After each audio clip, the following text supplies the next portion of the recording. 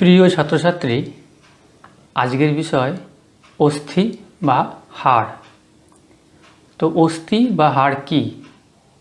অস্থি হল অস্টিওসাইট নামক কোষ এবং ক্যালসিয়াম ফসফেট নামক মৌল দিয়ে তৈরি দেহের ভার বহনকারী এক ধরনের কলা। অস্থি আমাদের দেহে গুরুত্বপূর্ণ কেন?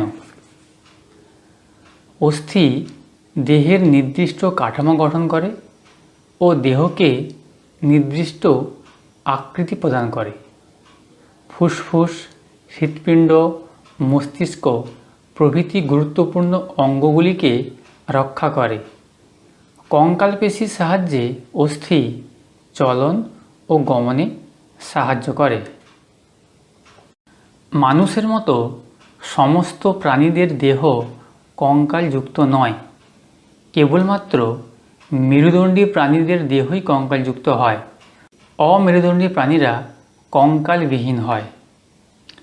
কিছু প্রাণী রয়েছে যাদের দেহে হাড় বা অস্থি নেই, যেমন মশা, শামুক, হাইড্রা, কেঁচো প্রভৃতি। উপর হাত এটি একটি হাড় নিয়ে গঠিত। হাড়টি কেমন? লম্বা, মোটা, নলের মতো ও ধারগুলো মোটা। এর কাজ কি? ভার বহন করে ও বিভিন্ন কাজে সাহায্য করে। 2 নম্বর, নিচের হাত দুটি হাড় নিয়ে তৈরি। লম্বা, সরু ও ফাঁপা হয়। এর কাজ ভার বহন করে, কোনো জিনিস টানতে বা ঠেলতে ও বিভিন্ন কাজে সাহায্য করে। 3 নম্বর, কবজি এটি 8টি হাড় নিয়ে তৈরি। ক্ষুদ্র ও ত্রিকোণাকার দেখতে হয়। এর কাজ কোনো কিছু কাজ করতে ও কোনো কিছু ধরতে সাহায্য করে। হাতের তালু 5টি হাড় নিয়ে গঠিত। ক্ষুদ্র, অল্প লম্বা ও বাঁকা, কোনো কাজ করতে এবং কোনো কিছু ধরতে সাহায্য করে। 5 নম্বর, হাতের আঙুল 14টি হাড় নিয়ে তৈরি। ক্ষুদ্র, সরু ও সোজা, কোনো কাজ করতে এবং কোনো কিছু ধরতে সাহায্য করে। অক্ষীয় কঙ্কাল, উপাঙ্গীয় কঙ্কাল মানবদেহের মাঝখান বরাবর যে হাড় বা অস্থিগুলো থাকে তাদের একত্রে অক্ষীয় কঙ্কাল বলে। অক্ষীয় কঙ্কালের অন্তর্গত অস্থিগুলো হল করটি বা মাথার খুলি, বক্ষপিঞ্জর এবং মেরুদণ্ড। উপাঙ্গীয় কঙ্কাল কাকে বলে?